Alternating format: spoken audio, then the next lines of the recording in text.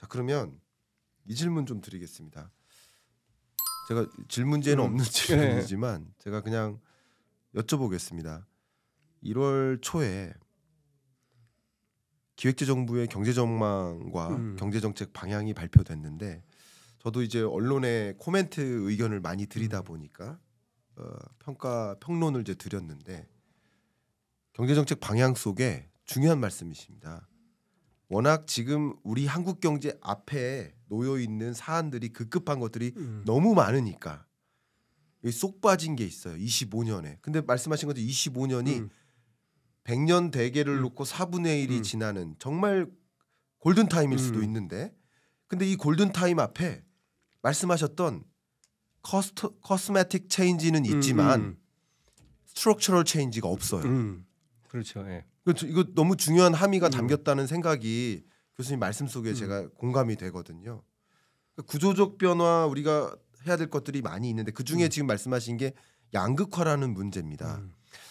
혹시 양극화라는 질문을 좀 드려볼게요. 양극화라는 문제를 혹자는 사회 문제인 건 맞지만 영원히 해결할 수 없는 문제이기도 하다. 그거 굳이 해결하려고 고민해야 되느냐 하는 여론도 있고 양극화가 문제가 아니라 극빈층의 삶의 질 자체를 끌어올리는 데 집중하자. 위로 올라가는 거는 놔두자. 뭐 이런 접근의 의견을 갖고 있는 학자들도 있습니다. 그렇죠? 어쨌든 지금 양극화라는 현상을 지켜보시면서 어떤 혹시 생각을 했습니까? 그러니까 구조적 변화를 우리 꿈꿔야 된다는 관점에서. 네. 우선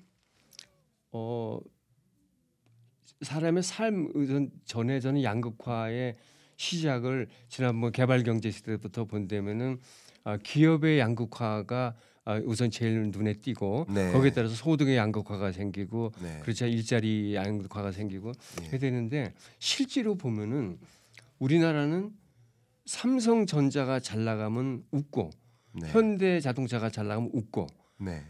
SK가 잘 나가면 웃고 그러나 그들이 경제가 실적이 나빠지면 한국 경제는 울었어요. 네. 이건 뭐냐면 그들 대기업의 경제가 의존하고 있다는 거죠. 네. 그렇죠? 근데 예. 실제로 지금도 보면은 삼성전자하고 이런데 주가 네. 시가총액을 보면 뭐 600 몇 조, 뭐 500 몇 조하고 몇백 조가 됩니다. 근데 우리나라의 젊은 애들이 젊은 사람들이 가장 지금 가고 싶어하는 그리고 우리한테 가장 눈에 띄고는 IT 쪽에서 보면은 그 네이버라든가 카카오, NHN이죠. 이런데 이렇게 본다면은 네. 시가총액이 60조대밖에 안 돼요. 그리고 그 고용도 그렇게 많지 않습니다. 맞습니다. 그러다가 한다면은 대한민국 경제를 그들한테 맡길 수는 없는 거죠. 네. 그러니까 근데 삼성하고 이런 데는 등치가 굉장히 크잖아요. 네. 근데 이게 그래가지고 끌고 나갔는데 문제가 어떻게 되냐면 지금 아까 말씀하셨듯이 엔비디아라든가 TSMC라든가 나오지 않습니까? 이른바 실리콘밸리의 그 빅테크들하고 네. 보게 되면 거기는 4천조가 넘어요. 네. 시가총액이. 예. 그러니까 우리는 600조, 700조가 삼성전자도 그런데 엔비디아가 4천조가 넘고 그렇거든요. 네. 그러면 삼성도 굉장히 작은 하나의 기업에 불과하게 됐다는 거예요. 그렇죠. 그러니까 중간에 낀 대기업이 돼버렸고, 네. 그러니까 영향력이 떨어지기 시작하는 거예요. 네. 근데 밑에서 아직 올라오진 못하고, 네. 그러니까 그 사이에 누가 있느냐? 없어요. 그러니까 우리나라는 지금 허리가 없는 경제다. 응? 중요한 말씀. 그러니까 이걸 굉장히 조심해야. 그렇기 때문에 이거를 지금 그렇다고 해서 삼성전자라든가 아니면 LG전자, SK그룹 이런 데를 뭐 밑으로 내려가서 올라가야 되고 또 커져야 되고 그러면 네이버라든가 카카오라든가 이런 회사들이 언제 이렇게 크냐고요. 왜냐하면 이 기업들의 특징은 내수를 중심으로 하거든요. 네. 우리 호주머니 돈을 중심으로 커온되기 때문에 그렇게 크게 경제에 기여할이라고 생각하지 않아요.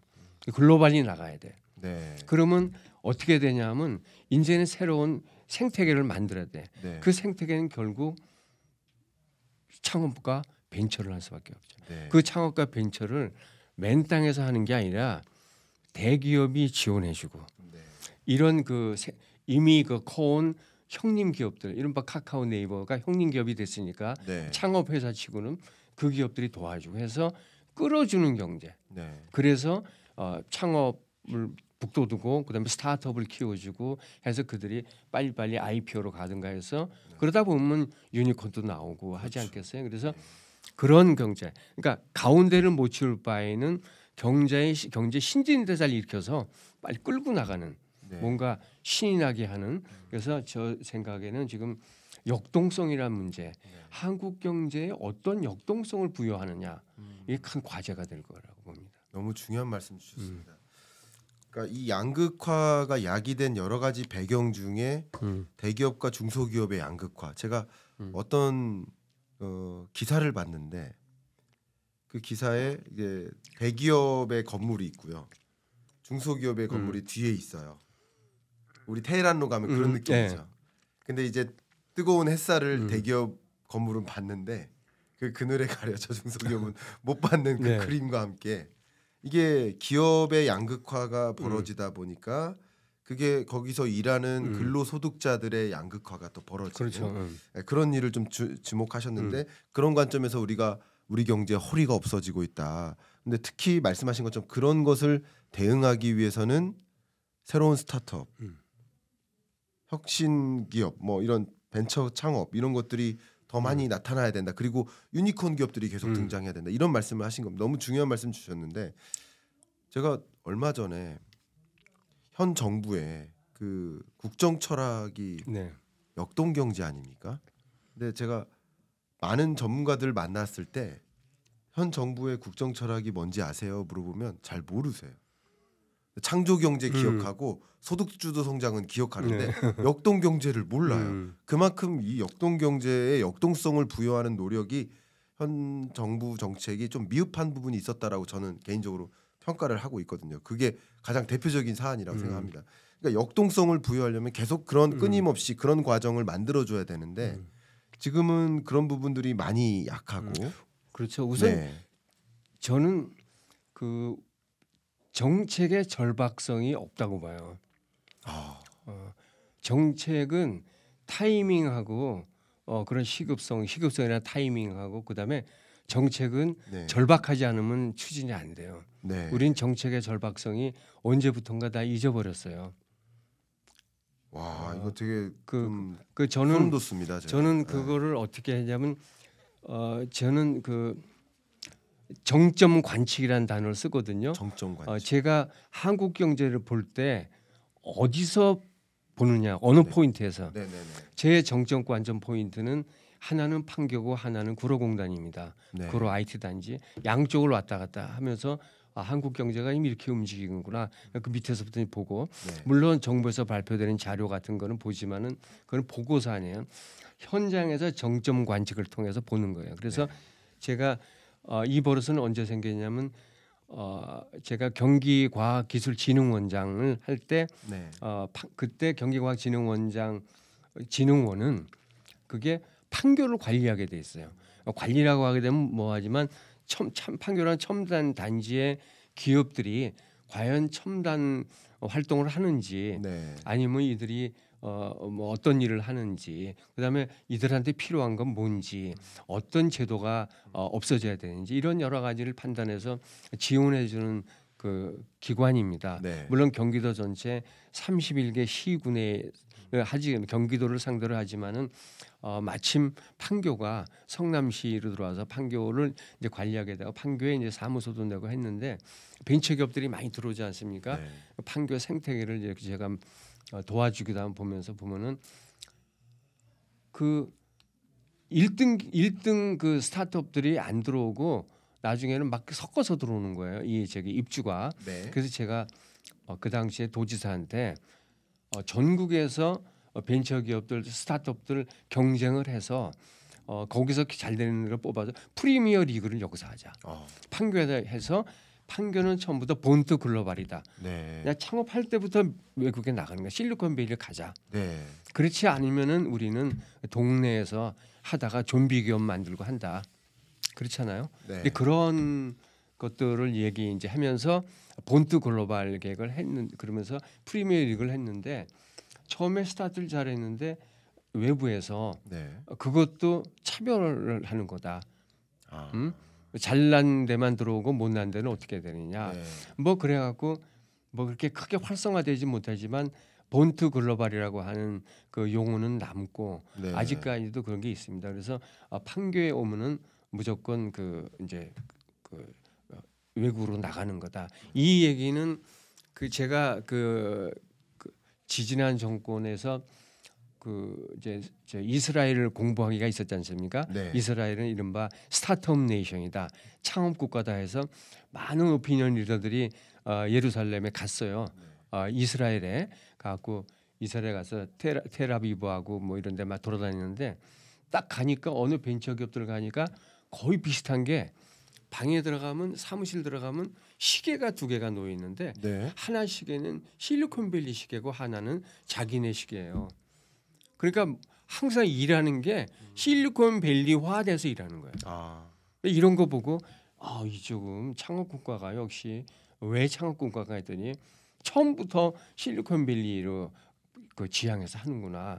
이런 것들을 보면서 우리도 이제 창업을 할 때는 그 정도의 어떤 걸 해줘야 되지 않느냐 이런 것이 있고 또 하나는 이제 그것은 이제 판교의 이제 얘기고 판교는 지금 굉장히 활성화되고 있고 2판교, 3판교가 지금 되고 있고 나왔는데 그다음에 이제 이 저기 구로 그 IT 단지 그다음에 네. 옆에는 가산 디지털 단지. 근데 구로 단지는 구로 IT는 옛날 그 DJ 정부 시절에 아마 선거 공약으로 여기를 옛날에 그 어떤 연기 나고 뭐 이런 그 먼지 나는 그 공장 구로공단을 네. 털어버리고 IT로 하겠다고 그때 대선 공약으로 나와갖고 그 이후로 IT 강국 코리아 선언하면서 확 바꿨어요. 네. 구로는 많은 그런 그 젊은들이 들어가서 굉장히 안착이 되고 있어요. 맞아요. 근데 안착이 되고 있는데 구로는 역시 그 저기 그 내부 지향성이 좀 있고 글로벌보다는 네. 좀 그렇고 그다음에 가산 디지털 단지는 그 옛날에는 뭐냐면 아파트형 공장이죠. 네. 이런 것들을 그 갭 이렇게 다시 개비해서 IT 단지를 했기 때문에 조금 구로보다는 앞서 나가지 못해도 복합 단지로서 지금 굉장히 주목되고 있다. 그런데 어떻든 이러저러한 단지들이 무지하게 많이 생기고 또 하나는 서울을 보게 되면 서울은 완전히 과학기술 산업 도시입니다. 근데 사람들은 서울을 그렇게 안 봐요.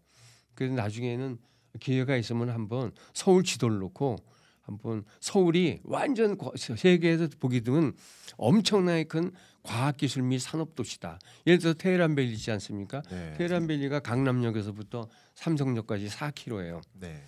4km인데 4km 안에 104개 정도의 골목이 있어요. 거기에 지금 벤처기업들이 6,000개 내지 7,000개가 포진하고 있고 그들을 도와주기 위한 그 엑셀러레이터들이 다 포진하고 있거든요. 이런 데가 세상에 어디 있어요? 네. 그다음에 양재 단지가 있지 않습니까? 맞아요. 양재 AI 특구로 이번에 됐어요. 양재 단지가 있지.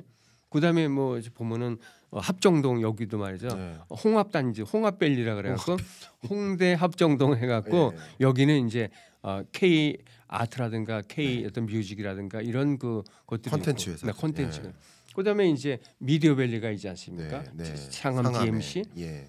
많습니다. 지금 고덕에 가게 되면 지금 엔지니어링 또 밸리가 만들어지고 엄청난 크게.